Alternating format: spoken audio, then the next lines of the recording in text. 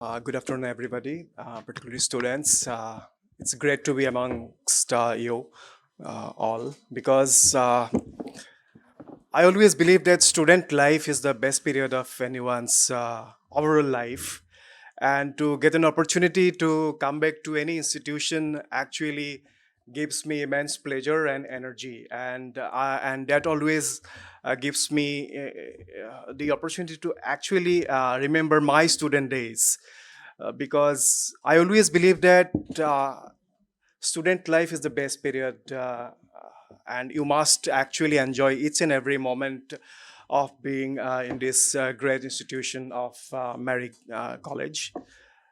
So, and thank you so very much to the management and all the distinguished people managing this organization.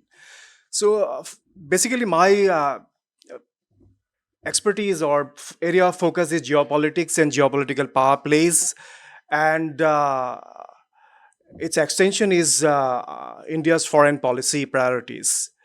So you are all students of management, I guess, and you may be thinking that it's a boring subject. What is geopolitics to is to do with management? We will be just managing big companies and then affairs of uh, various global firms in your future. But I feel I was a student of economics and statistics, and now I realize that geopolitics is not only about foreign policy. Geopolitics is also about management. Geopolitics is also about economics. Geopolitics is also about day-to-day lives.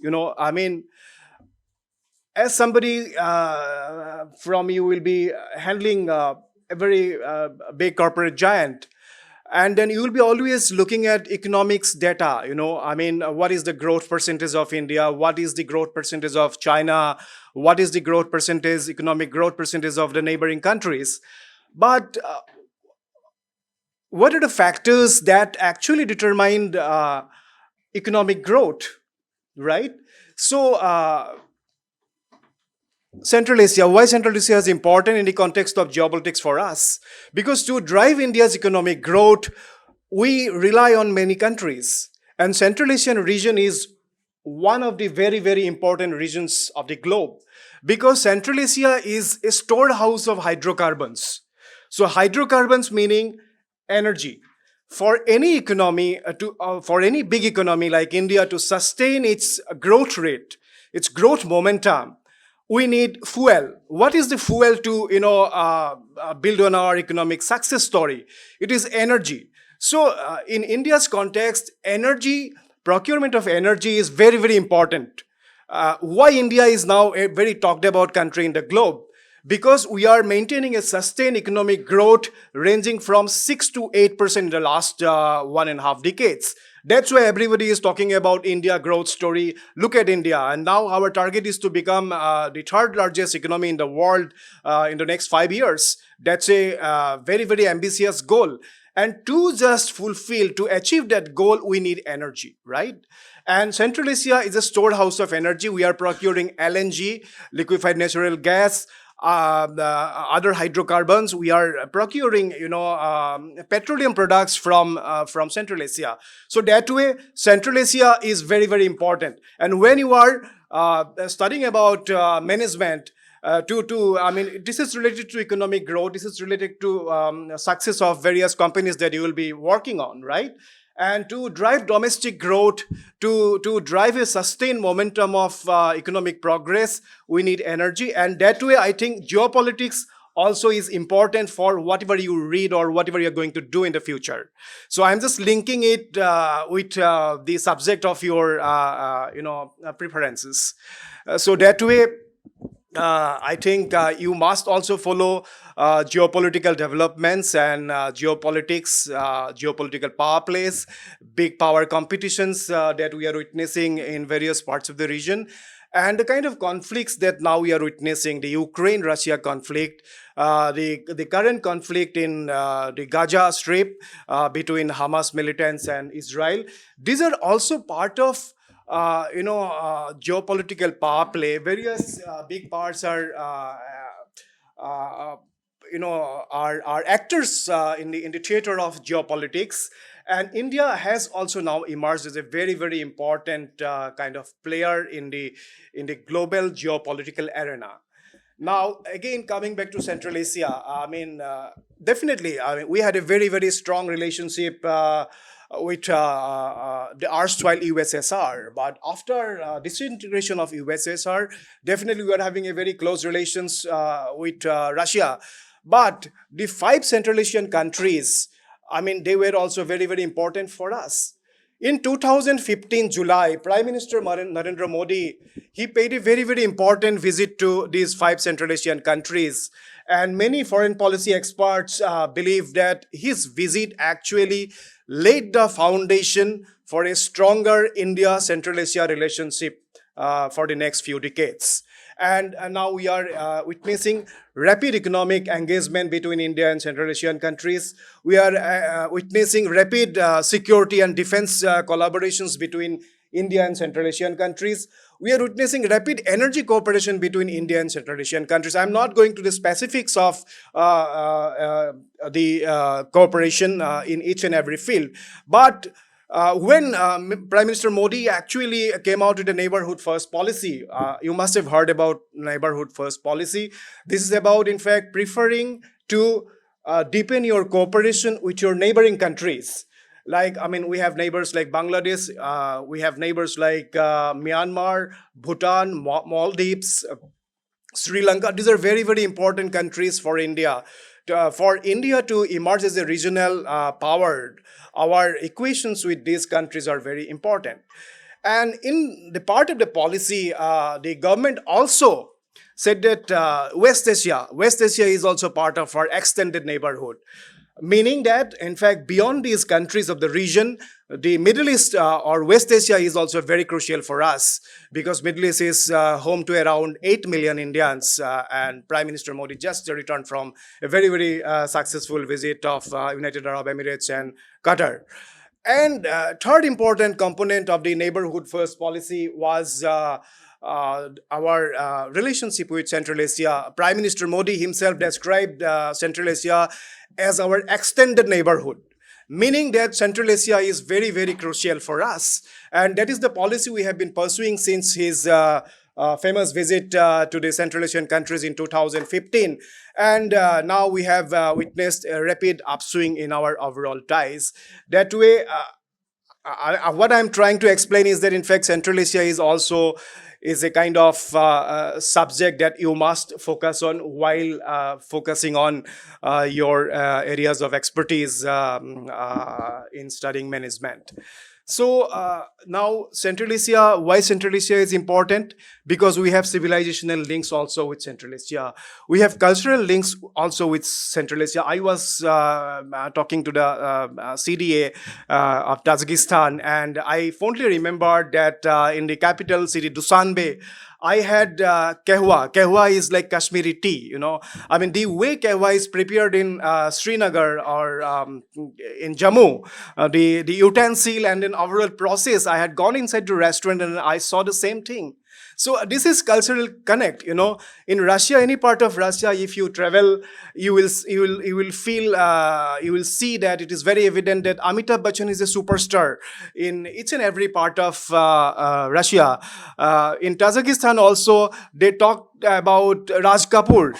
I had gone to various markets there, and they fondly remembered movies of Raj Kapoor.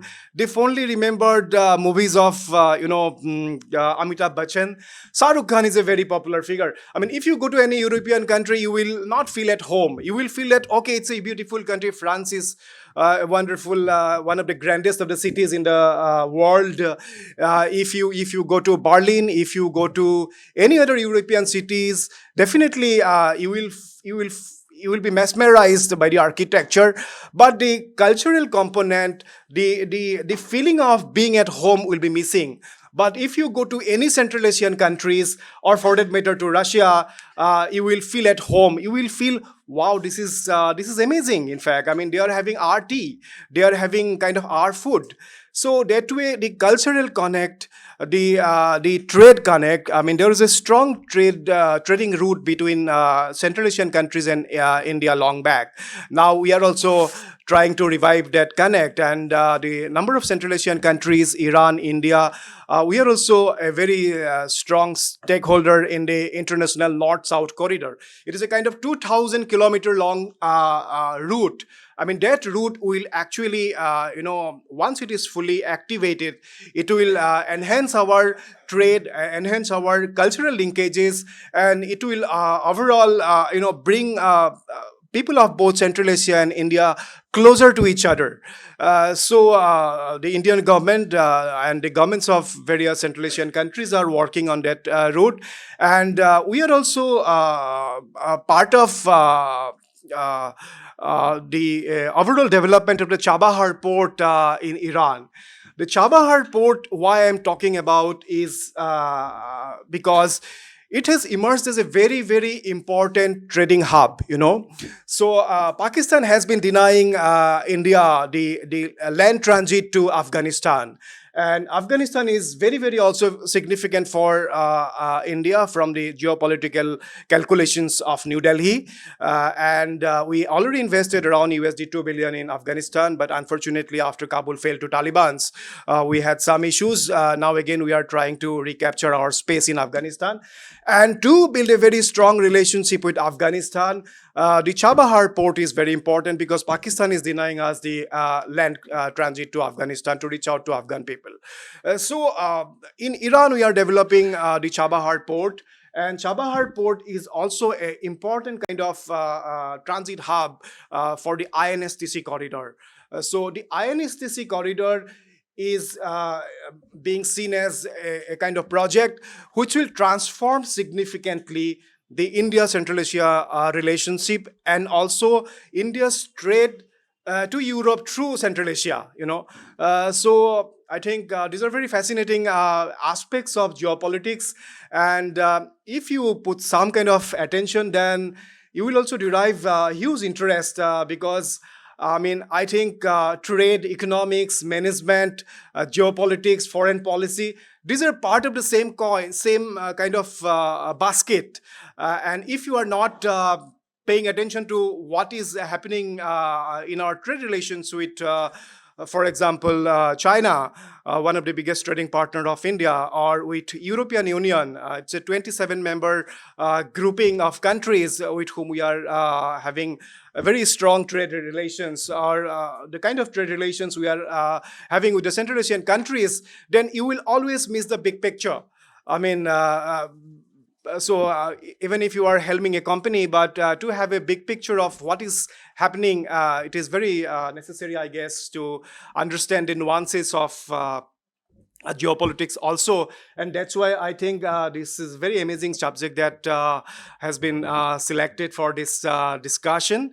Definitely, trade, economics were different subjects around 20 years back when we used to talk about foreign policy, because when our prime ministers used to visit various countries, basically it was bilateral cooperation and then cooperation in several areas. And trade was not a very, very strong component in bilateral engagement between India and many other countries. But in the last 2.5 decades, we have seen that trade has become a very, very crucial and integral part of diplomacy. So how? If we are not getting any raw material from any country, so for pharma, we are dependent on many other countries, including China. For energy, I already explained, if we stop getting energy supplies from Central Asian countries, the prices of commodities in India will shoot up. Right? For any manufacturer, you need electricity, you need fuel, you need petroleum products. And if there is a problem in Central Asia, if there is a disruption in the supply chain, then it will impact our domestic manufacturing units. And if domestic manufacturing is disrupted for scarcity of energy or for any conflicts arising out of whatever situation we are witnessing, then it will impact your domestic manufacturing. If domestic manufacturing is impacted, then the cost of the products will go up. If cost of the product goes up, then it impacts the economy, and then economy may slump. So I'm just my point is to explain why geopolitics is also kind of important, and in that context, definitely all these countries like Kazakhstan, Kyrgyzstan, Tajikistan, Turkmenistan, and Uzbekistan, they are very, very important. After Prime Minister's very famous visit to these Central Asian countries in 2015, the next big step that India had taken to further bolster our relationship was Modi hosting a kind of virtual summit with presidents of all these five countries. It was in January 2022. And in that summit, both sides actually reaffirmed their commitment to further expand our ties and including close civilizational, cultural, and trade relations, people to people exchanges. And since then, we have seen some major upswing again in overall component of our ties.